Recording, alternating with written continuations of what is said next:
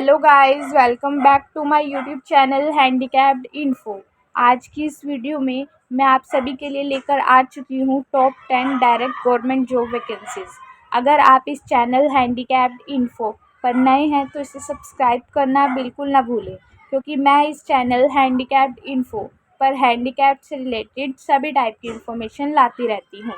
आज इस वीडियो में हम बात करने वाले हैं उन top 10 direct government job vacancies के बारे में जिनके सिलेक्शन प्रोसीजर में कोई भी एग्ज़ाम कंडक्ट नहीं कराया जाता, यानी कि जिनमें आपको बिना एग्ज़ाम के ही फाइनल सिलेक्शन मिल जाता है। बहुत सारे कमेंट्स आ रहे थे कि ऐसी सरकारी नौकरी के बारे में बताइए जहां पर एग्ज़ाम कंडक्ट ना कराया जाता हो, ताकि हमें बिना एग्ज़ाम के ही सरकारी नौकरी मिल जाए और हमें एक अच्छी खासी पर मंथ सैलरी मिल सके। और दोस्तों, इस वीडियो की ख़ास बात यही है कि यह सभी 10 की 10 वैकेंसी गवर्नमेंट डिपार्टमेंट के अंदर ही निकलती हैं।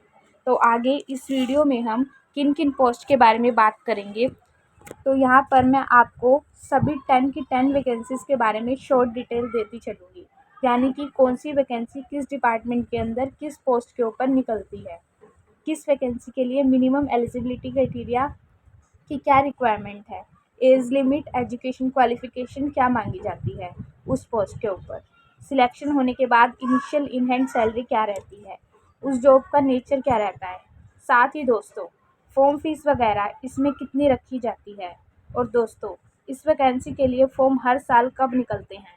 तो सारी जानकारी A to Z इस वीडियो में आपको देने वाली हूँ। और दोस्तों ख़ास बात यह है कि 10th 12th ग्रेजुएट पास, डिप्लोमा और सर्टिफिकेट होल्डर के लिए काफ़ी सारी पोस्ट के लिए हर साल वैकेंसी निकल के आती हैं। तो भाई इन्हीं सब वैकेंसीज़ के बारे में इस वीडियो में आज मैं आपको डिटेल देने वाली हूँ। तो आज का ये वीडियो बहुत ज़्यादा स्पेशल, इन्फॉर्मेटिव और इंटरेस्टिंग रहने वाला है, इसलिए पूरे ध्यान से आखिर तक ज़रूर देखिएगा। तो चलिए दोस्तों, बहुत ज़्यादा टाइम वेस्ट नहीं करते, फटाफट वीडियो शुरू कर लेते हैं। तो दोस्तों बात करते हैं वैकेंसी नंबर फर्स्ट से, जो कि निकल के आती है IPB एग्जीक्यूटिव पोस्ट रिक्रूटमेंट की तरफ से। IPB मतलब इंडियन पोस्ट पेमेंट बैंक, जो कि इंडियन पोस्ट का ही एक डिपार्टमेंट है, जो ministry of communication government of India के अंदर आता है, जिसके अंदर हर साल एग्जीक्यूटिव की पोस्ट के ऊपर कई बार वैकेंसी निकल के आती हैं। कई बार वैकेंसी एक साल में इसलिए निकलती हैं क्योंकि यहाँ पर state wise, circle wise vacancy निकलती हैं। लास्ट ये वैकेंसी अभी 2 महीने पहले निकली थी। 4 अप्रैल फॉर्म की स्टार्टिंग डेट थी, लास्ट डेट यहाँ पर 24 मई रखी गई थी। साथ ही दोस्तों ये वैकेंसी, उससे पहले ये वैकेंसी 26 जुलाई 2023 को आई थी। फॉर्म की लास्ट डेट 16 अगस्त 2023 रखी गई थी। एज लिमिट यहाँ पर 21 से 35 जनरल वालों के लिए रखी जाती है। SC ST फिजिकली हैंडीकैप्ड को यहाँ एज में रिलैक्सेशन मिल जाता है। अगर आपने कोई भी बैचलर डिग्री पास कर रखी होती है तो आप एलिजिबल होते हैं। इसके सिलेक्शन प्रोसीजर में कोई भी एग्ज़ाम कंडक्ट नहीं कराया जाता। एक पर्सनल इंटरेक्शन के बेसिस पर आपको फाइनल सिलेक्शन मिलता है। इस पोस्ट के ऊपर just after selection initial in hand salary 30,000 के आसपास मिलती है। हर साल सैलरी में अच्छा खासा इंक्रीमेंट आपको देखने को मिल जाता है। देखिए दोस्तों, स्टार्टिंग में ये वैकेंसी एक कॉन्ट्रैक्टर बेस्ड वैकेंसी होती है। 3 ईयर का आपका कॉन्ट्रैक्ट होता है, लेकिन फाइनल ईयर तक आपके पास काफ़ी सारी अपॉर्चुनिटी होती हैं कि इस डिपार्टमेंट के अंदर आप एज अ परमानेंट एम्प्लॉय काम कर सको ऑन एग्जीक्यूटिव पोस्ट पर। प्रमोशन की अपॉर्चुनिटी काफ़ी बेहतरीन होती है। अब जब भी ये वैकेंसी आएगी, सबसे पहले इसी चैनल के ऊपर आपको इन्फॉर्म करूँगी। सिलेक्शन के चांसेस काफ़ी बेहतरीन होते हैं। प्रीवियस ईयर का नोटिफिकेशन सर्च करके देख लीजिएगा, सारे डाउट क्लियर हो जाएंगे।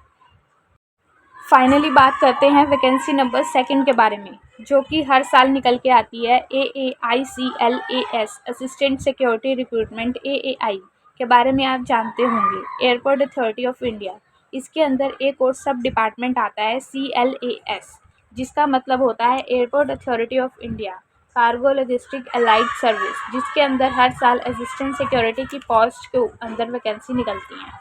लास्ट ये वैकेंसी आपको 2023 में देखने को मिली थी। 20 अक्टूबर 2023 को इसके फॉर्म निकले थे और 15 नवंबर 2023 फॉर्म की लास्ट डेट थी। एज लिमिट यहाँ पर जनरल वालों के लिए 18 से 27 साल होती है और SC ST PWD कैंडिडेट को इसमें रिलैक्सेशन मिल जाता है। अगर आपने 12th पास कर रखा है विद 60% मार्क्स तो आप एलिजिबल हैं। एक पर्सनल इंटरेक्शन के बेसिस पर आपका इसमें फाइनल सिलेक्शन होता है। फॉर्म फीस के बारे में बात करें तो जनरल ओबीसी ईडब्ल्यूएस वालों के लिए 500 रुपीज़ फॉर्म फीस चार्ज की जाती है और 100 रुपीज़ SC ST PH और वुमेन कैंडिडेट के लिए चार्ज किए जाते हैं। यहाँ पर पहले साल आपकी salary initial in hand salary just after selection 21,500 fix होती है। उसके बाद सैलरी में इंक्रीमेंट होता है। 22,000 आपकी फिक्स सैलरी होती है। तीसरे साल आपकी इसमें 22,500 सैलरी होती है। शुरुआत में ये वैकेंसी 3 साल के कॉन्ट्रैक्ट के बेसिस पर होता है। उसके बाद परमानेंट होने के भी आपको इसमें चांसेस मिलते हैं। इसके सिलेक्शन प्रोसीजर में भी कोई भी एग्ज़ाम कंडक्ट नहीं कराया जाता। लास्ट ईयर ये वैकेंसी निकली थी। बात करते हैं वैकेंसी नंबर 3 के बारे में, जो कि हर साल निकल के आती है। SBI फेलोशिप प्रोग्राम या फिर SBI एक इंटर्नशिप वैकेंसी निकालती है। हर साल ये ज़रूर निकलती है। देखिए दोस्तों, एज लिमिट जनरल वालों के लिए 21 से 32 साल रखी जाती है और इसमें SC ST PH वालों को एज में रिलैक्सेशन मिल जाता है। अगर आपने कोई भी बैचलर डिग्री पास कर रखी है तो आप एलिजिबल हैं। सिलेक्शन प्रोसीजर एक पर्सनल इंटरेक्शन के बेसिस पर होता है। ग्रेजुएशन के मार्क्स के बेसिस पर यहाँ पर मेरिट नहीं बनती। इसके पर्सनल इंटरेक्शन में आपकी मेंटल एबिलिटी, कम्युनिकेशन स्किल के बेसिस पर आपको इसमें सिलेक्शन मिलता है। देखिए दोस्तों, सैलरी आपकी इसमें 17,000 रुपये फ़िक्स होती है हर महीने। लेकिन ये भी एक इंटर्नशिप प्रोग्राम है। जब आपका ये प्रोग्राम ख़त्म होता है ना, लास्ट में कंप्लीट होने के बाद 70,000 रुपये आपको एडिशनल मिलते हैं। यानी कि इस पूरे प्रोग्राम में पर मंथ 70,000 तो मिलते ही हैं, इसके साथ कुछ एक्स्ट्रा पे भी मिलता है। तो टोटल आपके पास 78,000 रुपये एज ए सैलरी हम कह सकते हैं, इतने हो जाते हैं। ठीक है, तो भाई कोई भी एग्ज़ाम कंडक्ट नहीं कराया जाता। अभी अभी 2 महीने पहले ये वैकेंसी निकली थी। हर साल ये वैकेंसी ज़रूर निकल के आती है। बहुत ही बढ़िया प्रोग्राम है। जो नॉन प्रॉफिट ऑर्गेनाइजेशन है SBI, उनके साथ मिलकर इस इनिशिएटिव को चलाता है। क्लियर है? काम भी बहुत ज़्यादा इंटरेस्टिंग है, आपको बहुत ज़्यादा पसंद आएगा। बात करते हैं वैकेंसी नंबर 4 के बारे में, जो कि हर साल निकल के आती है इंडियन पोस्ट ऑफिस की तरफ से। ब्रांच पोस्ट मास्टर की पोस्ट के ऊपर, असिस्टेंट ब्रांच पोस्ट मास्टर और डाक सेवक की पोस्ट के ऊपर। आप लोग अच्छे से जानते होंगे, 10th पास कैंडिडेट इस वैकेंसी के लिए फॉर्म अप्लाई कर सकते हैं। लास्ट ईयर वैकेंसी 30,041 पोस्ट के ऊपर निकली थी। अगर आपको याद हो, 3 अगस्त 2023 से फॉर्म स्टार्ट हुए थे। लास्ट डेट 23 अगस्त 2023 यहाँ पर रखी गई थी। एज लिमिट 18 से 40 साल यहाँ पर रखी जाती है। अगर आपने 10वीं पास की है, आप एलिजिबल हो। ये वैकेंसी भी स्टेट वाइज, सर्कल वाइज निकलती है। देखिए दोस्तों, इसके सिलेक्शन प्रोसीजर में कोई भी एग्ज़ाम कंडक्ट नहीं कराया जाता। आपके 10th के मार्क्स के बेसिस पर एक मेरिट बनाई जाती है, जिसके बेसिस पर आपकी फ़ाइनल सिलेक्शन आपको दिया जाता है। ये फाइनल मेरिट आपकी state wise, circle wise, division wise और कैटेगरी वाइज बनती है। अगर आप उस मेरिट को क्वालिफाई कर लेते हो, फाइनली आपका सिलेक्शन हो जाएगा। पोस्ट वाइज आपकी मेरिट बनती है, यानी कि ब्रांच पोस्ट मास्टर की अलग बन गई, असिस्टेंट ब्रांच पोस्ट मास्टर की अलग और डाक सेवक की अलग बनती है।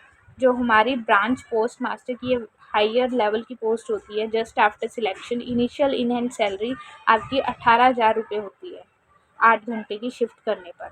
अब आपकी इसमें सैलरी थोड़ी इंक्रीज़ हो गई है और फाइनल सैलरी इस पोस्ट के ऊपर 34,000 होती है 8 घंटे की शिफ्ट करने पर। क्लियर है? साथ ही असिस्टेंट ब्रांच पोस्ट मास्टर डाक सेवक की पोस्ट के ऊपर 8 घंटे के शिफ्ट में आपकी 14,000 सैलरी होती है। फाइनल सैलरी इस पोस्ट के ऊपर आपकी 30,000 रुपये होती है।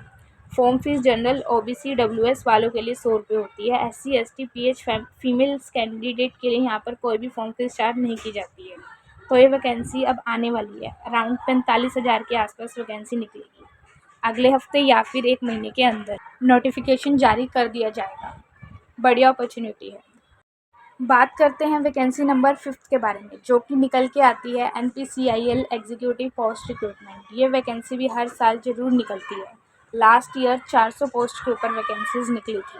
NPCIL होता है हमारी nuclear power corporation of India, जो कि गवर्नमेंट ऑफ इंडिया के अंदर ही आता है। इसके अंदर भी एग्जीक्यूटिव की पोस्ट के ऊपर वैकेंसी निकलती है।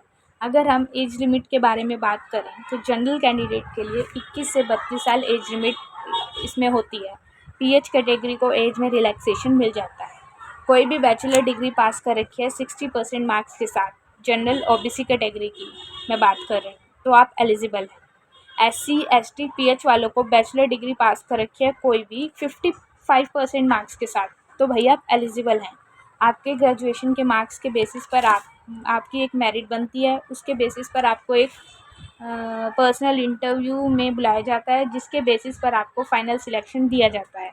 पहले साल जो आपकी शुरुआती सैलरी वो फिक्स 30,000 रुपये होती है। दूसरे साल आपकी सैलरी इंक्रीज़ हो जाती है 32,500। तीसरे साल आपकी 24,500 सैलरी रहती है। शुरुआत में 3 साल का कॉन्ट्रैक्ट किया जाता है। उसके बाद आपका कॉन्ट्रैक्ट जो है वो इंक्रीज़ किया जाता है। और मैंने देखा है बहुत सारे लोग 9-9 साल से कॉन्ट्रैक्ट बेसिस पर ही काम कर रहे हैं इस सरकारी डिपार्टमेंट के अंदर। देखिए दोस्तों, ज़रूरी है कि आप किसी एक बड़े सरकारी डिपार्टमेंट के अंदर एक बार घुस जाओ किसी भी रास्ते से, बस फिर तो रास्ता खुद ब खुद ढूँढ लोगे, फिर बहुत बड़ी बात नहीं रह जाती। तो यहाँ पर भी कोई एग्ज़ाम कंडक्ट नहीं कराया जाता है। जनरल OBC वालों के लिए 300 रुपये फॉर्म फीस चार्ज की जाती है।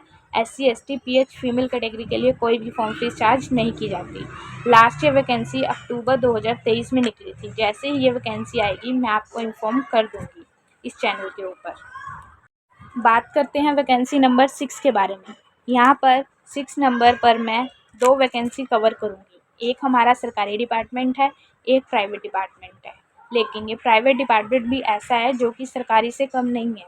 पहले तो सरकारी सुन लीजिए, और फिलहाल ये वैकेंसी निकली हुई है दिल्ली एम्स के अंदर, ठीक है। एम्स के बारे में आपने सुना ही होगा, all India institute of medical science, जिसके अंदर फिलहाल MTS मल्टीटास्किंग स्टाफ की पोस्ट के ऊपर वैकेंसी निकली हुई है।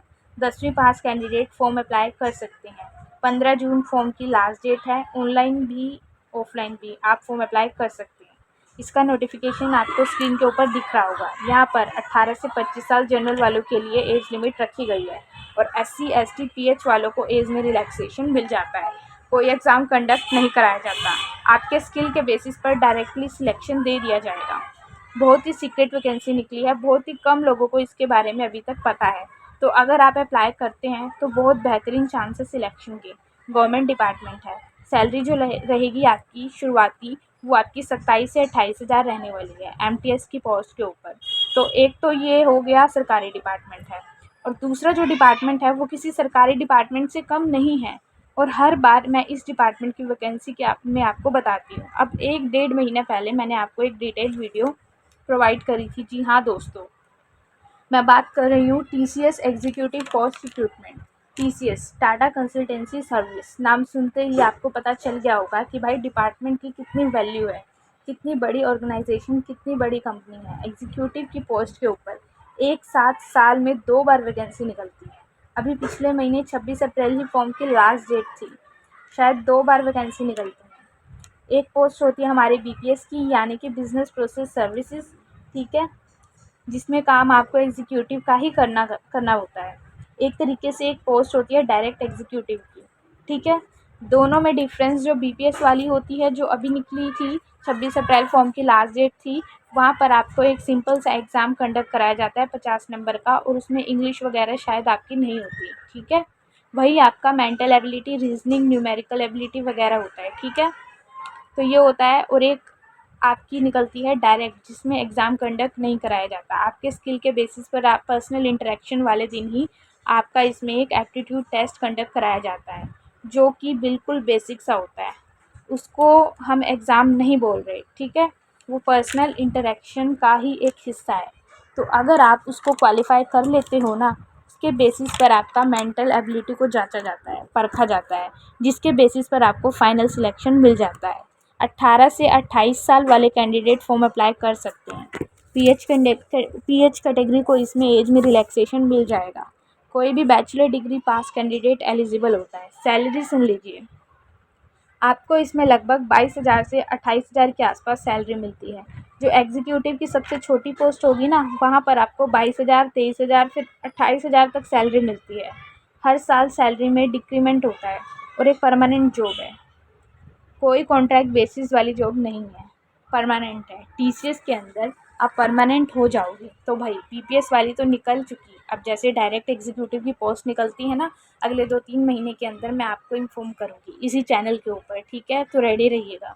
ये BPS वाले का नोटिफिकेशन आप खुद देख सकते हो, तो मैंने डिटेल वीडियो भी प्रोवाइड करी थी। कोई हवा में मैं आपको वैकेंसी के बारे में नहीं बता रही हूँ, रियल वैकेंसी है।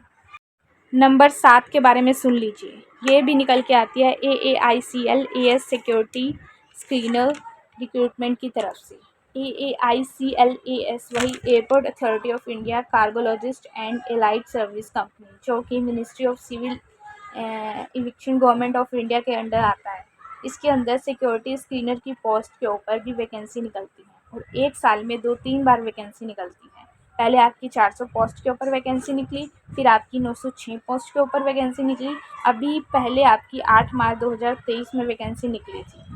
फिर ये अक्टूबर नवंबर में आपकी वैकेंसी निकली सिक्योरिटी स्क्रीनर की पोस्ट के ऊपर भी। बहुत ही बेहतरीन पोस्ट है। 18 से 27 साल एज लिमिट होती है और PH कैटेगरी को एज में रिलैक्सेशन मिल जाता है। सभी बैचलर डिग्री पास कैंडिडेट फॉर्म अप्लाई कर सकते हैं। जनरल OBC वालों ने 60% मार्क्स के साथ अपनी ग्रेजुएशन कर रखी हो और ST SC PH वालों ने 55% मार्क्स के साथ ग्रेजुएशन कर रखी हो, तो भैया आप एलिजिबल हैं। अभी मैंने आपको AAICL AS के अंदर एक और पोस्ट के बारे में बताया था, असिस्टेंट सिक्योरिटी। वो डिफरेंट है। यहाँ पर 12th पास कैंडिडेट एलिजिबल हैं, यहाँ पर बैचलर डिग्री पास कैंडिडेट एलिजिबल हैं। सैलरी सुन लीजिए, पहले साल 30,000 आपकी सैलरी है, दूसरे साल 32,000 है, तीसरे साल आपकी 34,000 है। शुरुआत में कॉन्ट्रैक्ट बेसिस पर होती है, इसमें आप परमानेंट भी हो जाते हो आपकी परफॉर्मेंस के बेसिस पर, ठीक है। देखिए दोस्तों, कॉन्ट्रैक्ट बेसिस जो रिक्रूटमेंट होती है ना, उनमें से ज़्यादातर डिपार्टमेंट में यही होता है।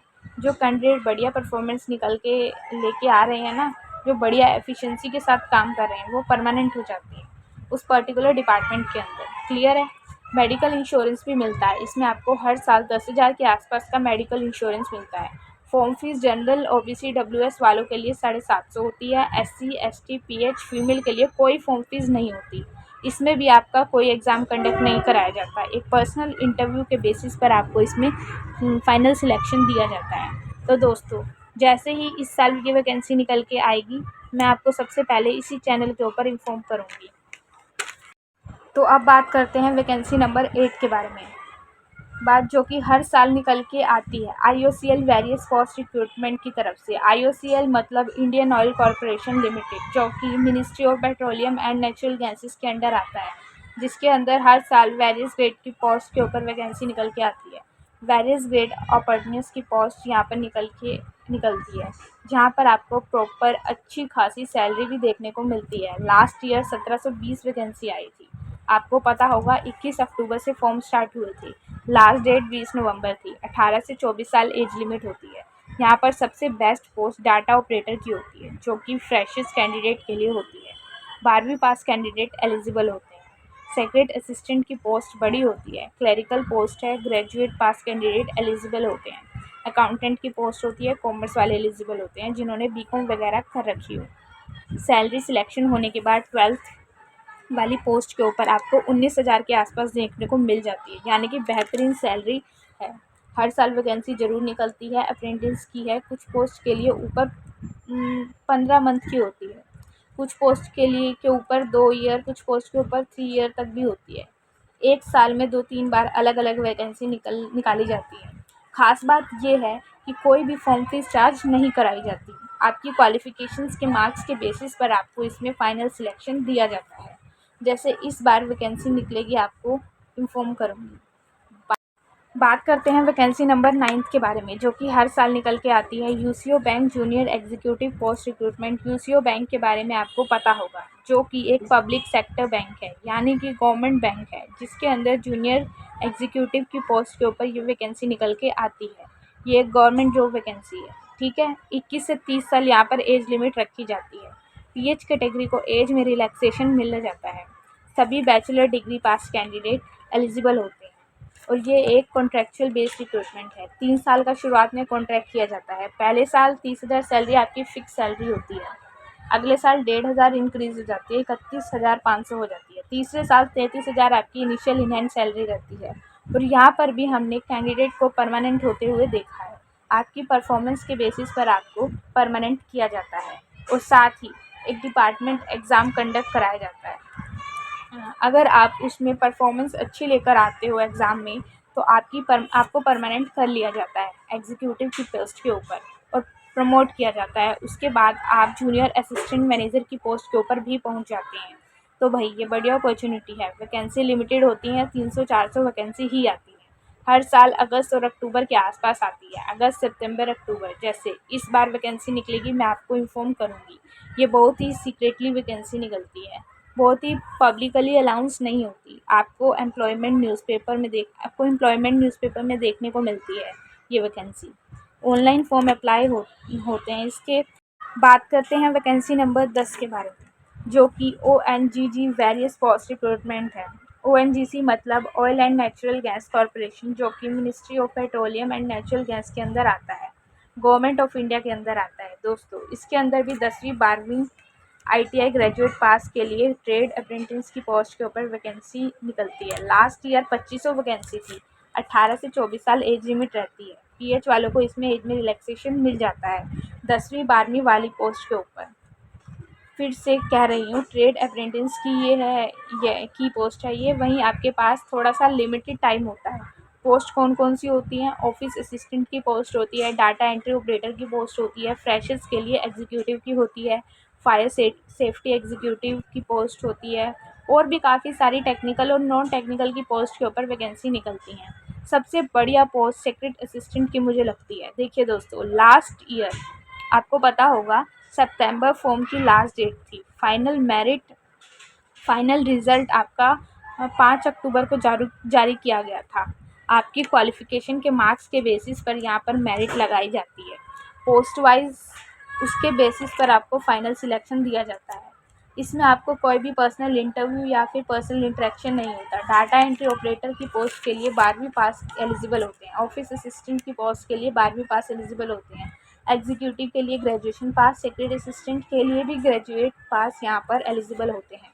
पहले साल इसमें आपको सैलरी मिलती है। जो ग्रेजुएट लेवल की पोस्ट होती है वो अराउंड 12 से 14,000 के आसपास मिलती है।